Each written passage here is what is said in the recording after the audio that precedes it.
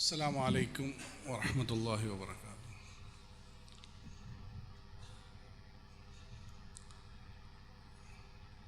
നമ്മുടെ ഒരു പ്രസംഗമല്ല, നമ്മൾ തമ്മിലുള്ള കുറച്ച് സംസാരങ്ങളാണ്. അപ്പോൾ നിങ്ങളും നമ്മളുടെ ഇതിലേക്ക് ശ്രദ്ധിച്ചിരുന്നാലാണ് ചില കാര്യങ്ങൾ എനിക്ക് പറയാൻ പറ്റുള്ളൂ. എനിക്കാണെങ്കിൽ കുറേ കാര്യങ്ങൾ വിട്ടുപോകും. പല കാര്യങ്ങളും പറയുമ്പം ചില കാര്യങ്ങൾ വിട്ടു. അതുകൊണ്ട് എന്താ പറയുക, ഒരു പ്രസംഗ മോഡിനപ്പുറം ഒരു സംസാരത്തിൻ്റെ ഒരു ഇതിൽ നിങ്ങൾ ഇരിക്കുകയാണെങ്കിൽ നമുക്ക് കുറച്ചും കൂടി എളുപ്പമുണ്ട് ഇൻഷാ അല്ലാഹ്. അൽഹംദുലില്ലാഹ്, നിങ്ങൾ എല്ലാവരും രക്ഷാകർത്താക്കൾ എല്ലാവരും ഇവിടെ വന്നതിൽ വലിയ സന്തോഷം. മദ്രസയുടെ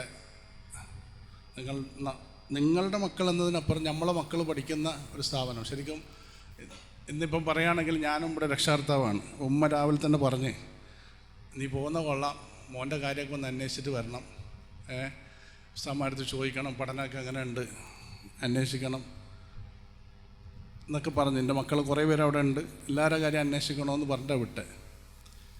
സത്യത്തിൽ ആ ഉമ്മമാരുടെ ഒരു ഫിക്റാണ് നമ്മളെയൊക്കെ ഇവിടം വരെ എത്തിച്ചിട്ടുണ്ടെങ്കിൽ എത്തിച്ചിരിക്കുന്നത്. നമുക്ക് മുമ്പിലേക്ക് അത് തന്നെയാണ് വേണ്ടേ.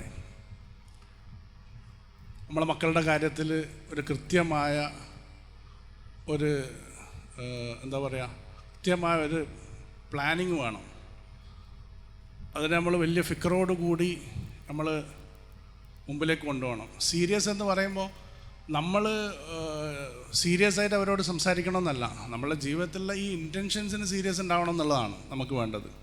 പലപ്പോഴും നമ്മളതിൽ തെറ്റിപ്പോയിന്. നമ്മളെ ജീവിതത്തിൽ നമ്മൾ സീരിയസ് ആയി. നമ്മൾ പലപ്പോഴും നമ്മളെ വിദ്യാർത്ഥികളെടുത്തല്ലേ മക്കളോട് സംസാരിക്കാൻ സമയങ്ങൾ എത്ര കണ്ടെത്തുന്നു എന്നുള്ളതൊക്കെ നമ്മളുടെയൊക്കെ കുറേ കുറവുകളാണ്. നമ്മൾ അവരോട് ഇരിക്കുകയും, ഇപ്പോൾ തന്നെ ഞാൻ മനസ്സിലാക്കുന്നത് നമ്മളെ ഹിഫ്ദിലെ വിദ്യാർത്ഥികൾ, അവരെ കാണാൻ വേണ്ടി എപ്പോഴും മാതാപിതാക്കൾ വരും, വൈകിട്ട് വരും, രാവിലെ വരും. അപ്പം നമ്മൾ ഓരോരുത്തർ പറയും, നിങ്ങൾ വരരുത്, ആഴ്ചയിലൊരിക്കൽ വരാൻ പാടുള്ളൂ, 2 ആഴ്ചയിലൊരിക്കൽ വരാൻ പാടുള്ളൂ എന്ന് പറയും. അത് മുകളിലേക്ക് കയറുന്നവരും പിന്നെ കുറയും, മാസത്തിലൊരിക്കൽ വരാൻ തുടങ്ങും, പിന്നെ ഒരു വർഷത്തിലൊരിക്കൽ വരും. ചിലപ്പോൾ ഒരു വർഷത്തിലൊരിക്കൽ വാപ്പ കാണുന്നത് വല്ല പൈസ കൊടുക്കാനൊക്കെ ആയിരിക്കും.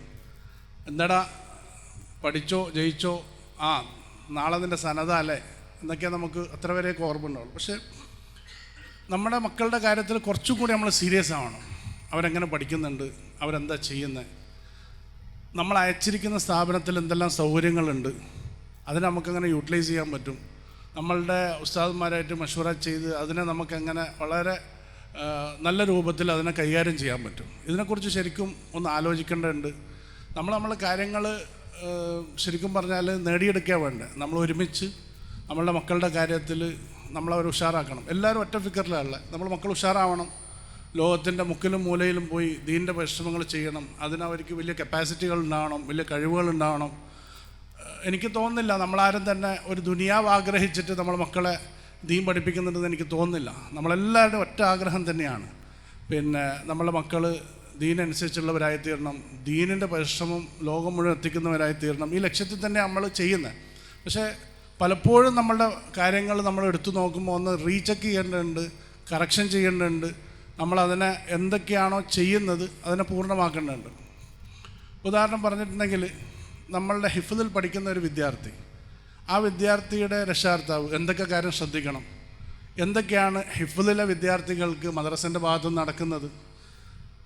പലപ്പോഴും രക്ഷാകർത്താവ് വന്ന് ചോദിക്കുക, ഹിഫ്ദ് എത്രയായി മോനെ, ജുസു എത്രയായി, അവനിത്രയായല്ലോ, നീ ഇത്ര ആയില്ലല്ലോ. അങ്ങനെയല്ല, നമ്മളുടെ മക്കൾക്കുള്ള കപ്പാസിറ്റി എന്താണ്, അതിലവരെന്തൊക്കെ നേടി, അവരെത്രയൊക്കെ മനസ്സിലാക്കി മുമ്പിലേക്ക് പോയി നമ്മൾ മനസ്സിലാക്കണം. തുടക്കത്തിൽ നമ്മൾ ഹിഫ്ദിൽ നാദറ വെച്ചിട്ടാണ് തുടങ്ങുന്നത്. എവിടെയൊക്കെ പഠിച്ചാലും നമ്മൾ നാദറ നമ്മൾ തുടങ്ങും. ഖിറാഅത്തിൻ്റെ ശോഭയിൽ നമ്മൾ പ്രത്യേകം ശ്രദ്ധിക്കുന്നുണ്ട്. നമ്മളെ സംബന്ധിച്ച് ശരിക്കും പറഞ്ഞിട്ടുണ്ടെങ്കിൽ നമുക്ക് നമ്മളുടെ ഉസ്താദന്മാർ, ഹിഫ്ദിലെ ഉസ്താദന്മാർ എന്ന് പറയുമ്പം തന്നെ നമുക്ക് ഏകദേശം സബാ ഖിറാഅത്ത് പഠിച്ച കാര്യങ്ങൾ തന്നെ ഏകദേശം 10 മുകളിലുണ്ട്. 14ഓളം കാര്യങ്ങളാണ് നമ്മളുടെ വിദ്യാർത്ഥികളെ പഠിപ്പിക്കാൻ മാത്രമായിട്ട് ഇവിടെ മദ്രസയിലുള്ളത്. അപ്പോൾ അവർ ഖിറാഅത്തിൻ്റെ വിഷയം, ഹിഫ്ദിൽ നമ്മൾ ഏറ്റവും കൂടുതൽ ശ്രദ്ധിക്കുന്നത് ഖിറാഅത്തിൻ്റെ വിഷയമാണ്. അവരുടെ ഓത്ത് നന്നാക്കുക, ഏറ്റവും നല്ല രൂപത്തിൽ അവർ ഓതുന്നവരായി തീരുക. ഖുർആൻ അതിൻ്റേതായ തനതായ ശൈലിയിൽ ഓതണം എന്നുള്ള രൂപത്തിലാണ് നമ്മൾ ഏറ്റവും കൂടുതൽ ശ്രദ്ധിക്കുന്നത്. അപ്പോൾ അതിൽ ഹിഫ്ദിൽ രാവിലെ മുതൽ വിദ്യാർത്ഥികൾ തുടങ്ങുന്ന ഒരു സമയം, അതിൻ്റെ ഇടയിൽ അവരെ നാദറ ശരിയാക്കാൻ വേണ്ടി ഉസ്താദന്മാർ കൂടാതെ പുറത്തുനിന്നുള്ള നമ്മളുടെ തഖസ്സുസിലുള്ള വിദ്യാർത്ഥികളും ഉസ്താദന്മാരും അവർ എക്സ്ട്രാ ടൈമിൽ പോകുന്നുണ്ട്. ഖിറാഅത്തിൻ്റെ ശോഭയിലുള്ള ആൾക്കാർ ഹിഫ്ദിൽ പോകുന്നുണ്ട്, അവരെ മഷ്ക് ചെയ്യിപ്പിക്കുന്നുണ്ട്, അവർ ഓത്തുണ്ട്. നിങ്ങൾ ചെയ്യേണ്ടതെന്ന് വെച്ചാൽ നിങ്ങളവർ ഓത്തുകളൊന്ന് കേൾക്കണം. അതിനൊരു 5 മിനിറ്റ് നമ്മൾ കണ്ടെത്തണം. നമ്മളുടെ എല്ലാ തിരക്കും ശരിയാണ്, ജീവിതത്തിലെ തിരക്കുകളൊക്കെ ഒരു കുറച്ച് സമയത്ത് ചില സമയത്ത് നമ്മൾ മാറ്റി വെക്കേണ്ടതുണ്ട് നമ്മളെ മക്കൾക്കും വേണ്ടി. അവരുടെ ഖിറാഅത്തുകൾ കേൾക്കണം, മാറ്റങ്ങൾ വരുന്നുണ്ടോ, ഓതുന്നുണ്ടോ, എത്ര ആക്ടിവിറ്റീസിൽ അവർ പങ്കെടുക്കുന്നുണ്ട്. ആ ആക്ടിവിറ്റീസിൽ പങ്കെടുക്കുന്നില്ലെങ്കിൽ എന്തുകൊണ്ട് പങ്കെടുക്കുന്നില്ല, എന്താണ് അതിൻ്റെ പ്രോബ്ലം എന്ന് നമ്മൾ മനസ്സിലാക്കേണ്ടതുണ്ട്. അവരായിട്ട് സംസാരിക്കണം. എല്ലാ കാര്യങ്ങൾക്കും പരിഹാരം കമ്മ്യൂണിക്കേഷനാണ്. നന്നായിട്ട് നമ്മൾ കമ്മ്യൂണിക്കേറ്റ് ചെയ്യണം, സംസാരിക്കണം, ഇരിക്കണം. പഴയ കാലമൊക്കെ കഴിഞ്ഞു പോയി. നമ്മൾ വിദ്യാർത്ഥികളോട് സംസാരിക്കില്ല, മക്കളോട് സംസാരിക്കില്ല. ഇന്ന് ചില സമയത്ത് എനിക്ക് തോന്നാറെന്താണെന്ന് വെച്ചാൽ നമ്മൾ കൂടുതൽ സംസാരിക്കുന്നുണ്ട്, കൂടുതലായിട്ട് നമ്മളെ കുട്ടികളെ വാത്സല്യം കൊടുക്കുന്നുണ്ട്. അതിൻ്റെ പേരിൽ പല കാര്യങ്ങളും ഉത്തരവാദിത്തങ്ങൾ നമ്മൾ ഏൽപ്പിക്കുന്നില്ല എന്ന് എനിക്ക് തോന്നുന്നത് ചില സമയത്ത്. പക്ഷേ ശ്രദ്ധിക്കേണ്ട കാര്യം അപ്പോഴും വിട്ടുപോവുകയാണ്. അവൻ്റെ പഠനത്തിൻ്റെ കാര്യത്തിൻ്റെ പേരിൽ അവന് ചെയ്യേണ്ട കാര്യങ്ങൾ എന്തൊക്കെയാണ്, പോയിൻ്റ് നമ്മൾ അവനിക്ക് എന്താണ് കൊടുക്കേണ്ടത് ആ കാര്യത്തിന്. ശരിക്കും മദ്രസയിൽ നമ്മളുടെ ഇതിൽ ഇപ്പോൾ നിങ്ങളെല്ലാവരും ശ്രദ്ധിച്ചോന്നറിയില്ല, നമ്മളുടെ മദ്രസേൻ്റെ വിദ്യാർത്ഥികളുടെ മുഴുവൻ പ്രോഗ്രാമുകളും നമ്മളൊരു ചാനലുണ്ട്, ആർട്സ് ഫെയർ എന്ന് പറഞ്ഞിട്ട് കൗസരിയൻ്റെ. നിങ്ങൾ സബ്സ്ക്രൈബ് ചെയ്തിട്ടില്ലെങ്കിൽ ക്ലാസ് ടീച്ചർമാർ നിങ്ങൾക്ക് ഇപ്പം തന്നെ അയച്ചു തരും. നിങ്ങൾ ആ ചാനലൊന്ന് നിങ്ങൾ അതിൻ്റെ അകത്തേക്ക് സബ്സ്ക്രൈബ് ചെയ്യുക. അതിൽ നമ്പറുകൾ നിങ്ങളാരും കാണൂല. അതിൽ നമ്മൾ അയക്കുന്ന മുഴുവൻ കാര്യങ്ങൾ നിങ്ങൾക്ക് കാണാൻ പറ്റും. നിങ്ങളുടെ വിദ്യാർത്ഥികൾ, നമ്മുടെ മക്കൾ, അവരുടെ പ്രോഗ്രാമുകൾ കണ്ടിന്യൂസ് ആയിട്ട് നമുക്കതിൻ്റെ അകത്ത് വരും, നമുക്കത് കാണാൻ സാധിക്കും. അത് ശരിക്കും നമ്മളുടെ ഒരു സമാജം പ്രോഗ്രാമിനെ നമ്മൾ ചാനലൈസ് ചെയ്തതാണ് നമ്മളുടെ രക്ഷാകർത്താക്കൾക്ക് പൂർണ്ണമായിട്ട് കാണാൻ വേണ്ടിയിട്ടും ശ്രദ്ധിക്കാൻ വേണ്ടിയിട്ടും. ഖിറാഅത്തിൻ്റെ ഹിഫ്ദിൽ വിദ്യാർത്ഥികൾ ഖിറാഅത്തിനെ നമ്മൾ ഇത്രത്തോളം ശ്രദ്ധ കൊടുക്കുന്നതെന്ന് വെച്ചിട്ടുണ്ടെങ്കിൽ അവർക്ക് ഇഷാക്ക് ശേഷം അവർക്ക് പ്രത്യേകിച്ച് ഖിറാഅത്തിൻ്റെ സമയമുണ്ട്, ളുഹറിന് ശേഷമുള്ള സമയം അവരെ മഷ്ക് ചെയ്യിപ്പിക്കുന്നുണ്ട്. ഇത്രയും അധികം നമ്മൾ അതിൻ്റെ കാര്യത്തിൽ ശ്രദ്ധിക്കുന്നുണ്ട്. കൂടാതെ വിദ്യാർത്ഥികൾക്ക് പ്രസംഗിക്കാനുള്ള കാര്യങ്ങൾ, അവരുടെ ഫിഖിയായ വിഷയങ്ങൾ, ഇങ്ങനെയുള്ള കാര്യങ്ങൾ, അങ്ങനെ കാര്യങ്ങളും ഹിഫ്ദിൽ തന്നെ അൽഹംദുലില്ലാഹ് നമ്മൾ ചെയ്യുന്നുണ്ട്. ഈ കാര്യങ്ങളും നമ്മൾ ഓരോരുത്തരും എന്ത് ചെയ്യേണ്ടതുണ്ട്, ശ്രദ്ധിക്കേണ്ടതുണ്ട്. ആ കാര്യത്തിനെ ശ്രദ്ധിച്ചുകൊണ്ട് തന്നെ നമ്മൾ രക്ഷാകർത്താക്കൾ എന്ത് ചെയ്യണമെന്ന് വെച്ചാൽ ഉസ്താദന്മാരുടെ അടുത്ത് ചോദിക്കണം, എൻ്റെ മോൻ ഈ കാര്യത്തിൽ പങ്കെടുത്തിട്ടില്ലല്ലോ, അവനിക്ക് എന്താണ് ഇതുള്ളത്, അതിനെന്താണ് ചെയ്യുന്നത്. ഇതേപോലെ തന്നെ കിതാബിൻ്റെ വിഷയത്തിൽ, കിതാബിൽ പഠിക്കുന്ന വിദ്യാർത്ഥികൾ, കിതാബിൽ നമുക്ക് ഡിപ്പാർട്ട്മെൻറ്റ്സ് ഉണ്ട്. ഡിപ്പാർട്ട്മെൻ്റ് എന്ന് വയ്ക്കുമ്പോൾ നിങ്ങൾ മനസ്സിലാക്കേണ്ടതെന്ന് വെച്ചാൽ ഒരു യൂണിവേഴ്സിറ്റി പോലെയാണ് നമ്മളെ സ്ഥാപനത്തിനെ നമ്മൾ കൊണ്ടുപോകുന്നത്. അതിലെ ഡിപ്പാർട്ട്മെൻറ്റ്, ഫിഖിൻ്റെ ഡിപ്പാർട്ട്മെൻ്റ് ഉണ്ട്, മുഫ്തിമാരുണ്ട്. ഏകദേശം എത്ര മുഫ്തിമാരുണ്ട്? 11ഓളം മുഫ്തിമാരുണ്ട് ഇവിടെ പഠിപ്പിക്കുന്നത്. തഖസ്സുസിൻ്റെ ശോഭയിൽ അവൻ്റെ തഖസ്സുസ് പൂർത്തിയാക്കിയ മുഫ്തിമാർ ഇവിടെ ഉണ്ട് 11ഓളം. തഖസ്സുസ് തഫ്സീർ ചെയ്ത ഉസ്താദന്മാരുണ്ട്. അദബിൻ്റെ ശോഭയിൽ തഖസ്സുസ് ചെയ്ത 3ഓളം ഉസ്താദന്മാരുണ്ട്. അതേപോലെ തന്നെ ബാക്കിയുള്ള മുഴുവൻ കാര്യത്തിലും ഇതേപോലെ ഡിപ്പാർട്ട്മെൻറ്റ്, അദബിൻ്റെ ഡിപ്പാർട്ട്മെൻ്റ് ഉണ്ട്, തഫ്സീറിൻ്റെ ഡിപ്പാർട്ട്മെൻ്റ് ഉണ്ട്, ഫിഖിൻ്റെ ഡിപ്പാർട്ട്മെൻ്റ് ഉണ്ട്. ഇങ്ങനെ ഓരോ ശോഭയും, ഖിറാഅത്തിൻ്റെ ശോഭയുണ്ട്. ഇതെല്ലാ ശോഭകളും നമ്മളുടെ വിദ്യാർത്ഥികൾ ആർക്കെല്ലാം ഏതെല്ലാം വിഷയത്തിൽ ഇൻട്രസ്റ്റ് ഉണ്ടോ അവർക്ക് സ്പെഷ്യലൈസ് ചെയ്ത് അവർക്ക് ചെയ്യാൻ പറ്റും. രക്ഷാകർത്താക്കൾ തുടക്കം മുതലേ അവരുടെ കൂട്ടത്തിലുണ്ടെങ്കിൽ അവർ അദബിൻ്റെ ശോഭയിൽ തുടക്കത്തിൽ ശ്രദ്ധിക്കുകയും പിന്നീടുള്ള സമയത്ത് വേറെ ഏതെങ്കിലും ഒരു സബ്ജക്റ്റിൽ ഫിഖിൻ്റെ വിഷയത്തിൽ ശ്രദ്ധിക്കുകയും അവസാന സമയങ്ങളിലേക്ക് അവർ ഹദീസും തഫ്സീറിൻ്റെ വിഷയത്തിൽ ശ്രദ്ധിക്കുകയും ചെയ്യണം. ആ ഡിപ്പാർട്ട്മെൻറ്റിൽ കൂടുതൽ സമയം കൊടുക്കണം എന്ന് പറഞ്ഞാൽ വളരെ നല്ലതാണ്. ഞാൻ പഠിക്കുന്ന കാലത്ത് എനിക്കിപ്പോഴും ഓർമ്മയുണ്ട്, പാപ്പ എന്നെ കൊണ്ടുപോയിട്ട് കാരി സാഹിബിനെ പ്രത്യേകം കൊണ്ടുപോയി പരിചയപ്പെടുത്തി.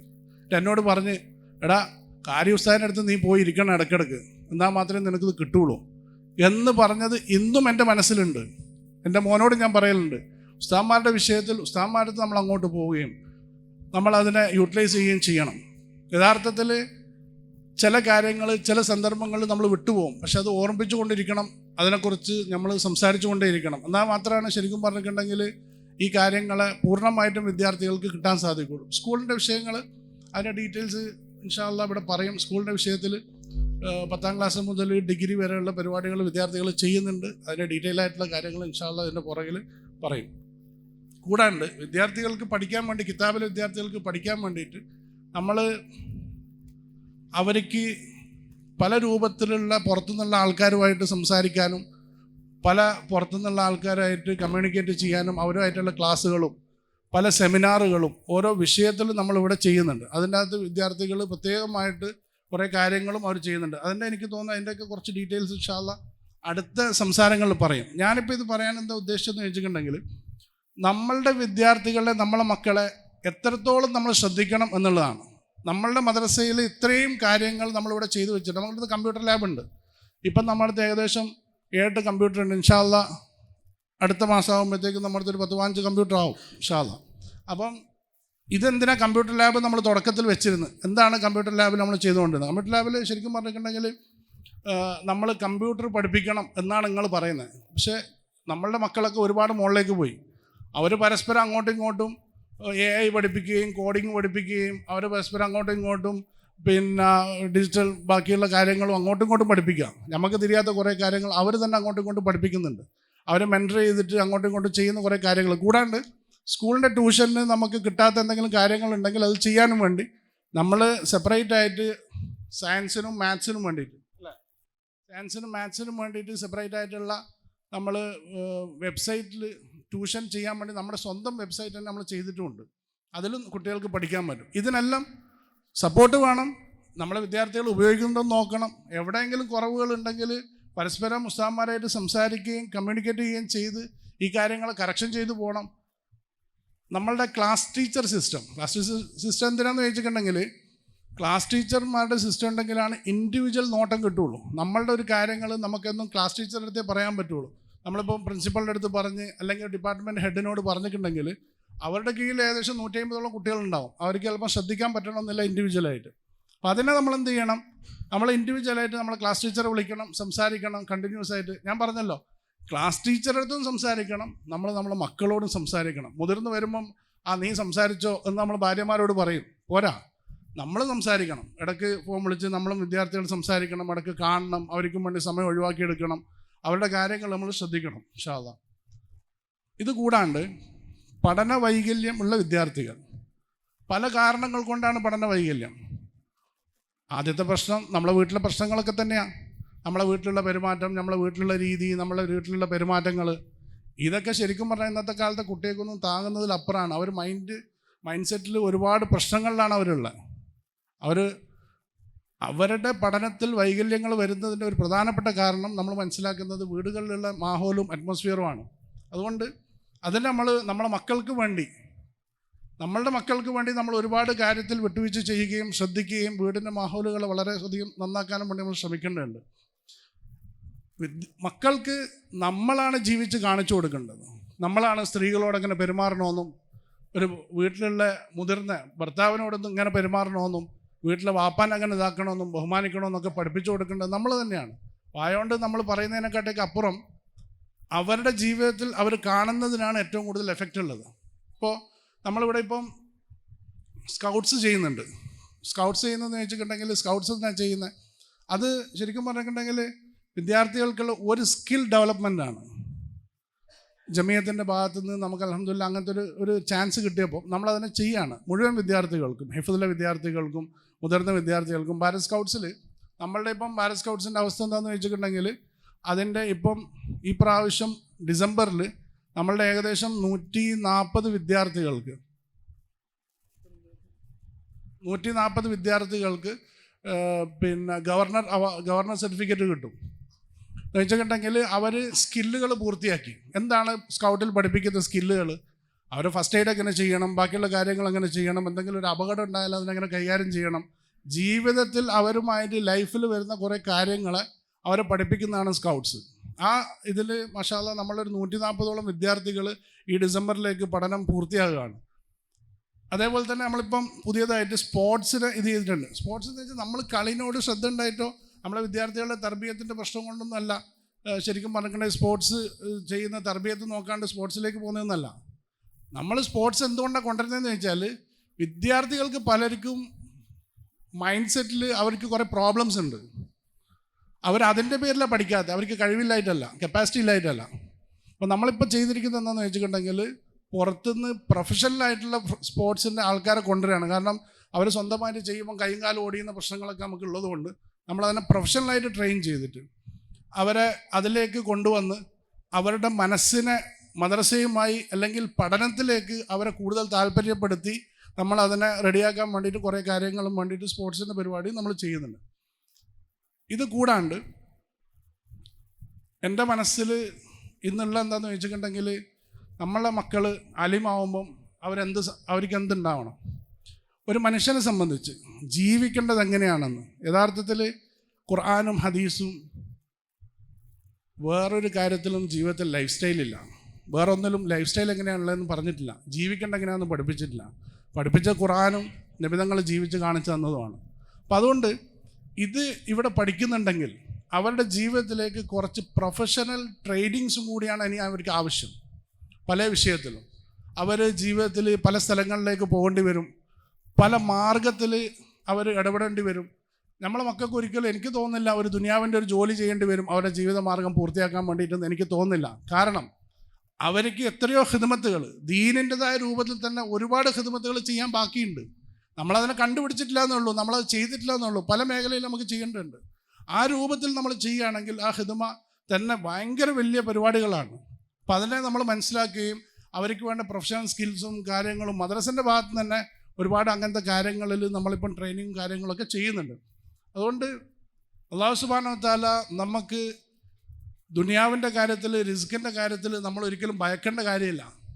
റിസ്ക് നമുക്കും പടച്ചോൻ തന്നിട്ടുണ്ട്, ഇനിയുള്ളവർക്ക് അല്ലാഹു തആല കൊടുക്കും. ആ ഒരു കാര്യമുണ്ട്, പരിശ്രമിക്കണം, അതിനുവേണ്ടി അധ്വാനിക്കണം, അതിനുവേണ്ടി നമ്മൾ കുറേ കാര്യങ്ങൾ ചെയ്യേണ്ടതുണ്ട്. ആ ഒരു മനസ്ഥിതി നമ്മളെ മക്കൾ ഉണ്ടാക്കി കൊടുക്കേണ്ടതുണ്ട്, അധ്വാനിക്കാനുള്ള മാർഗ്ഗങ്ങൾ നമ്മൾ കാണിച്ചു കൊടുക്കേണ്ടതുണ്ട്. അപ്പോൾ അതിലേക്ക് നമ്മൾ കൂടുതൽ ഫോക്കസ് ചെയ്ത് നമ്മൾ ചെയ്യുകയാണെങ്കിൽ ഇൻഷാ അല്ലാഹ് അല്ലാഹു സുബ്ഹാനഹു വ തആല ഈ മാർഗ്ഗത്തിൽ തന്നെ ഒരു വലിയ വലിയ ദർജകൾ, വലിയ ഉയർച്ചകൾ ചെയ്യും. ഞാൻ കാണുന്നിടത്തോളം നമ്മളുടെ ദീനിൻ്റെ മാർഗ്ഗത്തിൽ പരിശ്രമിക്കുന്ന ആൾക്കാർക്ക് ജീവിതത്തിലുള്ള ബർക്കത്ത് അല്ലാഹു സുബ്ഹാനഹു വ തആല വേറെ എവിടെയും കൊടുത്തതായിട്ട് നമ്മൾ കാണുന്നില്ല. അത് വലിയ ബർക്കത്താണ്, നമ്മൾ കണ്ണുകൊണ്ട് കാണുന്നതാണ്. നമ്മുടെ പണ്ഡിതന്മാർ, നമ്മുടെ ആലിമീങ്ങൾ, അവരുടെ ജീവിതത്തിൽ അല്ലാഹു സുബ്ഹാനഹു വ തആല കൊടുത്തിരിക്കുന്ന ജീവിതത്തിൽ കൊടുത്തിരിക്കുന്ന ബർക്കത്ത് അല്ലാഹു സുബ്ഹാനഹു വ തആല വേറെ ഒരു സ്ഥലത്തും കൊടുത്തിട്ടില്ല. ബർക്കത്ത് എന്ന് പറഞ്ഞാൽ എന്താണ്? നമ്മുടെ ജീവിതത്തിൽ എല്ലാ രൂപത്തിലും നമുക്ക് വിശാലത ഉണ്ടാകുക, നമ്മുടെ ജീവിതം സിമ്പിളാകുക, വലിയ കാര്യമാണ്. അല്ലാഹു സുബ്ഹാനഹു വ തആല കാര്യങ്ങൾ മനസ്സിലാക്കാനും അതനുസരിച്ച് എല്ലാ കാര്യങ്ങളും ചെയ്യാനും തൗഫീഖ് ചെയ്യുമാറാട്ടെ. ഇൻഷാ അല്ലാഹ് ഇവിടെ ഒന്ന് രണ്ട് കാര്യങ്ങളെക്കുറിച്ചും സംസാരിക്കും. നമ്മളുടെ മക്കളുടെ കാര്യത്തിൽ അൽഹംദുലില്ലാഹ് ഇവിടം വരെ വന്നതാണ്. തിരക്ക് പിടിച്ച് പോകുന്നതിനപ്പുറം മദ്രസൻ്റെ മുഴുവൻ കാര്യങ്ങളും നിങ്ങളുടെ ക്ലാസ് ടീച്ചർമാർ ഓരോരുത്തരോടും ചോദിക്കുക, മനസ്സിലാക്കുക. എന്തെല്ലാം നമ്മുടെ മക്കൾക്ക് ഓരോരുത്തർക്കും സെപ്പറേറ്റ് ആയിട്ട് കഴിവുകളുണ്ടോ, ആ കഴിവുകളെ നമുക്ക് യൂട്ടിലൈസ് ചെയ്യാൻ വേണ്ടി നമ്മൾ ഉസ്താദന്മാരായിട്ട് കൂടി നമുക്കെന്ത് ചെയ്യാൻ പറ്റും എന്നുള്ള കാര്യത്തിനെ ശ്രദ്ധിക്കുക. ചെറിയ ചെറിയ കാര്യങ്ങൾ ഇതിനൊക്കെ അവധി എടുക്കുന്നതിന് പകരം അവരെയും മനസ്സിലാക്കുക, നമ്മളെ മക്കളെയും നമ്മൾ മനസ്സിലാക്കുക. നമ്മളൊക്കെ പഠിക്കുന്ന കാലത്തും ഒരുപാട് കാര്യങ്ങൾ ഒഴിവാക്കിയിട്ട് തന്നെയാണ് ഇത് പഠിച്ചിരിക്കുന്നത്. നിങ്ങളൊരു ചുറ്റുപാടിൽ നിൽക്കുമ്പം ആ ചുറ്റുപാടിൽ നിന്നുകൊണ്ട് തന്നെ നിങ്ങൾ പഠിക്കണം, മനസ്സിലാക്കണം. ആ തർബിയത്തോട് ചെയ്യുമ്പോൾ നമുക്ക് കാര്യങ്ങൾ ഉണ്ടാവുള്ളൂ എന്ന് നമ്മളെ മക്കളെ ബോധ്യപ്പെടുത്തി അവരെ മനസ്സുകൊണ്ട് ഇതാക്കി അവധിയുള്ള സമയത്ത് അവരെയും കൂട്ടി നിങ്ങൾ പുറത്തും പോകണം, യാത്ര ചെയ്യണം. യാത്ര ചെയ്യുമ്പോഴാണോ എന്ത് സംഭവിക്കുള്ളൂ, നിങ്ങൾക്ക് കുറേ സംസാരിക്കാനുള്ള സമയം കിട്ടുള്ളൂ. ചില സമയത്ത് യാത്ര ചെയ്യുമ്പം ബാറ്ററിയൊക്കെ തീർന്നു പോയാലാണ് പരസ്പരം നമ്മൾ തമ്മിലൊന്ന് സംസാരിക്കുകയുള്ളൂ. ബാറ്ററി തീർന്നു പോകണം സംസാരിക്കണമെങ്കിൽ. നമ്മൾ ബാക്കിയുള്ളവരുടെ കാര്യത്തിൽ പറയുന്നുണ്ട്, പിന്നെ കുട്ടികളുടെ കാര്യത്തിലൊക്കെ നമുക്ക് പറയുമ്പോൾ നമ്മൾ പറയുന്നുണ്ട് അവർ എപ്പോഴും മൊബൈലിലാണ്. നമ്മൾ എത്ര സമയം ഈ മൊബൈൽ ഒഴിവാക്കിയിട്ട് നമ്മളെ മക്കളുടെ കൂട്ടത്തിൽ ഇരിക്കുന്നുണ്ട്, വർത്തമാനം പറയുന്നുണ്ട്. ചെറിയ കുട്ടികൾ മൊബൈൽ എടുക്കുന്നുണ്ടെങ്കിൽ അതിൻ്റെ ഏറ്റവും വലിയ കാരണക്കാരൻ നമ്മൾ തന്നെയാണ്. കാരണം ആ കുട്ടികളൊക്കെ കളിക്കാൻ നമുക്ക് സമയമില്ല, നമുക്ക് ആ കുട്ടികളോട് ചിന്തിക്കാനോ ഇതാക്കാനോ സമയമില്ല. നമ്മളതിന് കുറച്ച് സമയം കണ്ടെത്തേണ്ടതുണ്ട്. അവരുടെ കൂട്ടത്തിൽ യാത്ര ചെയ്യണം. യാത്ര ചെയ്യുമ്പോൾ കുറച്ച് ബാറ്ററിയൊക്കെ തീർന്നു പോകും. അങ്ങോട്ടും ഇങ്ങോട്ടും മുഖങ്ങൾ പരസ്പരം കാണും, നമുക്ക് പരസ്പരം സംസാരിക്കാൻ പറ്റും. ഒരുപാട് കാര്യങ്ങളിൽ നമുക്ക് നമ്മളെ മക്കളെ കൈപിടിച്ച് ഉയർത്താൻ പറ്റും. അല്ലാഹു സുബ്ഹാനഹു വ തആല കാര്യങ്ങൾ മനസ്സിലാക്കാനും നല്ല രൂപത്തിൽ മനസ്സിലാക്കാനും അതിന് ഏറ്റവും നല്ല രൂപത്തിൽ നമ്മളെ മക്കളാക്കുവാനും ലോകത്ത് മുഴുവൻ മുക്കിലും മൂലയിലും ഇന്ന് എന്തെല്ലാം പ്രശ്നങ്ങളും പ്രയാസങ്ങളും ഉണ്ടോ അതിന് നമ്മളെ മക്കൾ അതിൻ്റെ ഇടയിലൊക്കെ പിടിച്ചു നിൽക്കണം. പിടിച്ചു നിന്ന് ഈ ദീനിൻ്റെ പരിശ്രമങ്ങൾ അവർ ചെയ്യണം. രണ്ട് കാര്യങ്ങളാണ്. ഈ ഫിത്തനകളുടെ ഇടയിൽ നമ്മളെ മക്കൾ പിടിച്ചു നിൽക്കണം. രണ്ട്, ഇത് വെച്ചിട്ട് അവർ ലോകത്തിൻ്റെ മുക്കിലും മൂലയിലും പോയി ദീനിൻ്റെ പരിശ്രമങ്ങൾ ചെയ്യണം. അതിനൊക്കെ വേണ്ടി നമ്മളെ മക്കളെ തയ്യാറാക്കേണ്ടതുണ്ട്.